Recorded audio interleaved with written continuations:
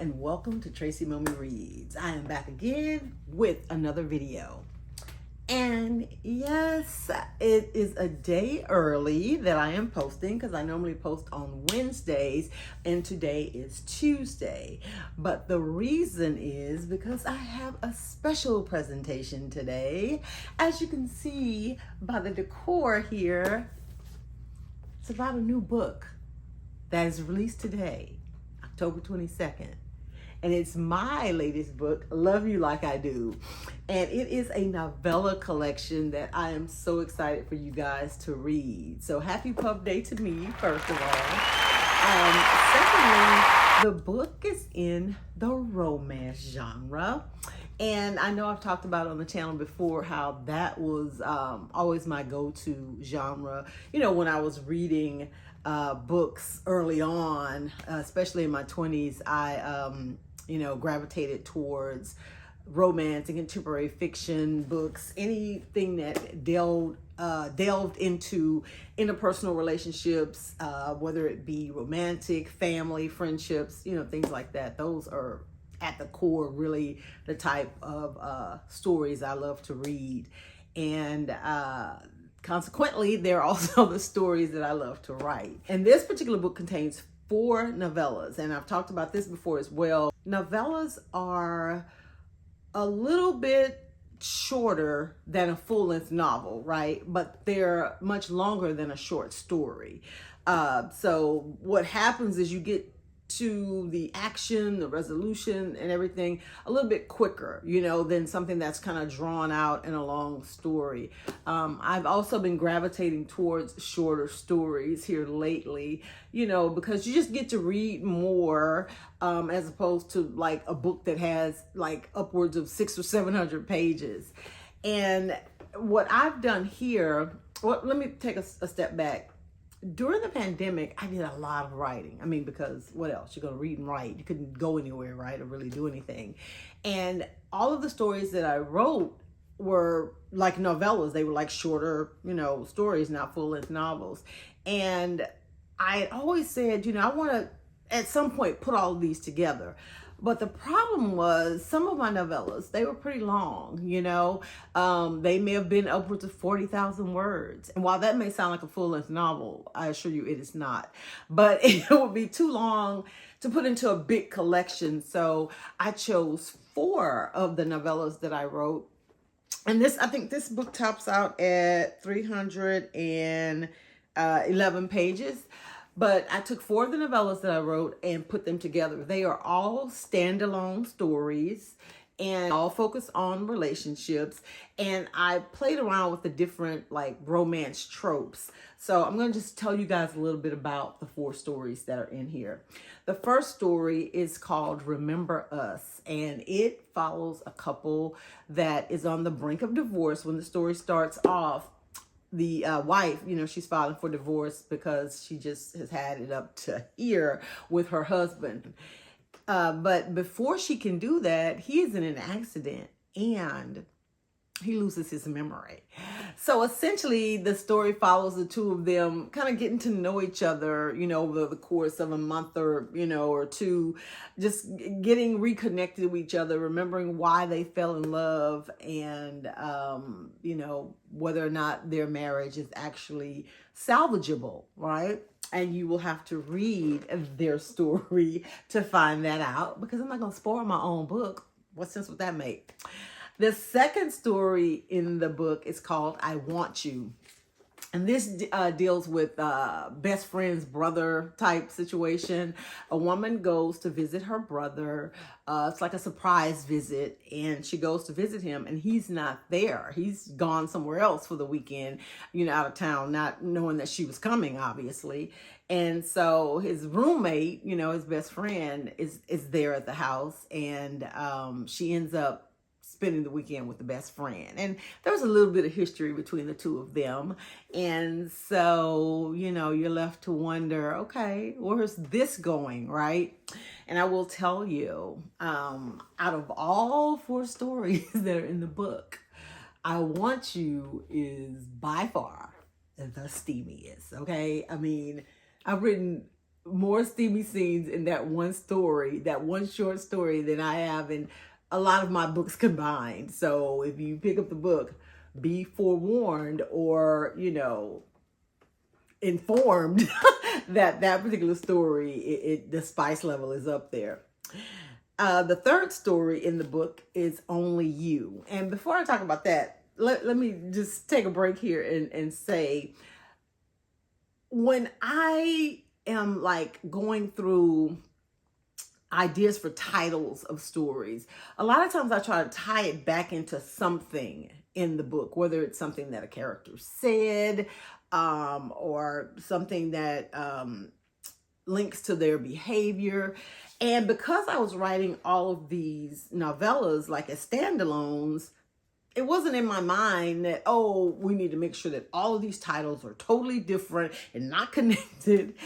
I just was writing and saying, okay, this is what this one's going to be called. This is what this one's going to be called. So I do realize in this particular book, we have I Want You and Only You. So usually that would drive me crazy to have two kind of similar titles, but they're vastly different stories. So I'm not really concerned that there will be any confusion.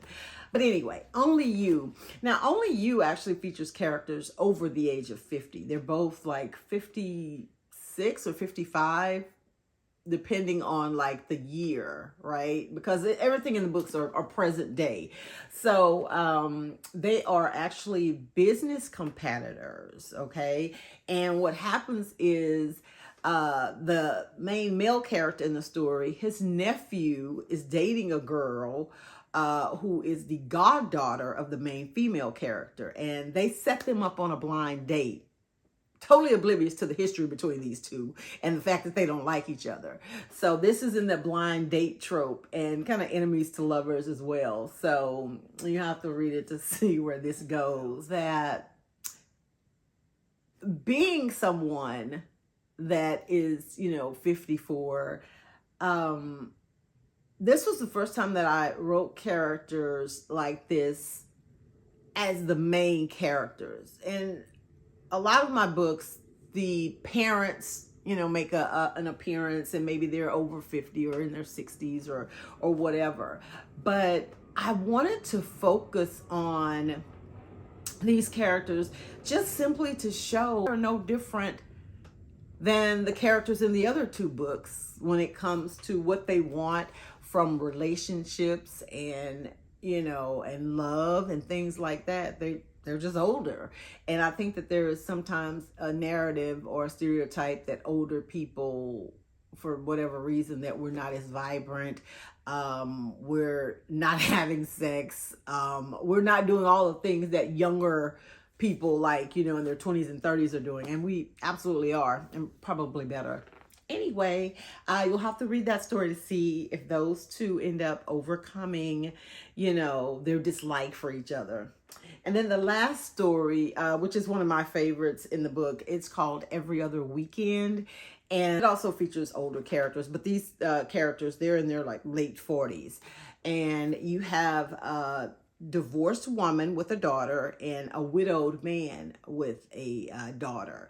The woman and her daughter move across the street from them. And initially there's some friction between the parents. The girls kind of get along for the most part, out the gate or whatever. But the parents, not so much. And there's something that happens where the one neighbor has to come to the rescue of the other, and they realize they have stuff in common. And so they develop a friendship. But, do they want to go past that? I mean, that could be messy, living across the street from someone if it doesn't work out, and then your daughters have become friends. So they have to walk a fine line in that one in Every Other Weekend. But yeah, those are the 4 stories in this novella collection. If you are a lover of romance books or books, that have all those different romance tropes, I think this is going to be something that keeps you entertained. It will make you laugh. Like I said, there's steamy scenes. And maybe tug at your heartstrings, make you just maybe feel hopeful about love, depending on where you are, if you can relate to any of the stories in the book. I am a hopeless romantic at heart. And I was watching a video that Kennedy Ryan, one of my favorite authors, she was on a panel or was doing like a book tour or something. And there was this video of her talking about, the flack that romance books get. And, you have a lot of people who think that they're just fluff or that they're unrealistic. And I'm just paraphrasing here, but basically what she said in a nutshell is that, yeah, okay, because it's ridiculous to think that,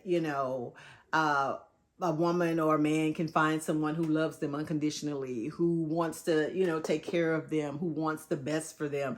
And a lot of times at the heart of those romance stories, that's what's really going on. Yeah, the like other stuff like, oh, he's a billionaire, or they have all this stuff or these things. Like, if you take away that and strip that away, at the core of most romance books, you just have two people who are looking for love, support, acceptance. And those are very real things that human beings in real life are also looking for, because that's what we were put here for, to love and take care of each other. And unfortunately, a lot of people don't know that, realize that, or maybe they don't give a shit. I don't know.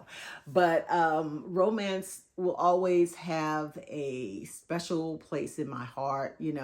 My tastes as of late, as far as reading, have been very eclectic. So I'm like, I'll read every genre. I don't like limit myself to romance like I did in the past. And as far as writing goes, there are, other genres that I do want to explore as a writer, but my heart will always, always, always be in the romance, relationship, contemporary fiction genre. Because like I've said in other videos, where I've talked about my writing, I feel like my dialogue is my strong suit when it comes to writing, and just letting these characters kind of figure it out and have these conversations. I love that aspect of writing, and that's kind of how I got started. I would just write conversations between people, and then build everything else around them. And it's no different here. This is kind of how I got started with these stories. Like I said, it was during the pandemic, so I was low-key kind of bored, and then you have all this time on your hands. But I have a people ask me, how do you come up with these ideas and these stories? I have a note on my phone that every now and then I have to email to myself, so that in case something ever happens to the phone, or it gets deleted by accident, I can still have it. But in that note, I think as of the filming of this video, it may be 148 story ideas. Like, stuff will just come to me, and then I'll just like, oh, that would be a good story. A man loses his memory, and then his wife. And I am very aware that, and I've said this before as well, that there's really nothing new under the sun, right? The whole memory loss, I mean, that's why it's a trope, because it's been done. The brother's best friend, it's been done. The enemies to lovers, it's been done. The neighbor thing, but it's all about your approach, meaning, as a writer, it's about my approach, because my stories will be peppered with my own unique experiences. They will be peppered with my own unique vision as to how I see the world, and maybe what I think people should be doing or saying. So in that respect, I think you're always going to get something different, when you read stories in the romance genre. Yeah, it's going to be a lot of predictability, because at the end of the day, it's all about the happily ever afters, which is guaranteed here. But that looks different sometimes. It could be happily ever after that, oh, the couple gets together, or they realize they're better apart and they're happier that way. So I don't think that, I think that some of my ideas are kind of like out there, but I know at the core, there are probably stories that have been written about that same idea, and whether or not they've become popular or anybody knows about it is a whole nother story, because, that's the thing about books, right? because there are so many different types of readers, everything's not going to appeal to everybody. And, some people are bandwagon readers. Some people just like reading, the top selling books because they trust that the book talkers know what they're talking about. So a lot of books get a lot of traction. Some I personally don't know if they deserve all the hype, but I'm not being a hater. I'm just being real because I've read a lot of the books. But it's just, amazing to me how I have read some really great stories that did not do very well as far as maybe hitting any type of list or even being very well known. And those authors, they continue to write, and sometimes their books hit, whatever. And that's kind of how I feel about it, because at the end of the day, if I'm being 1000% honest with you, I write for me.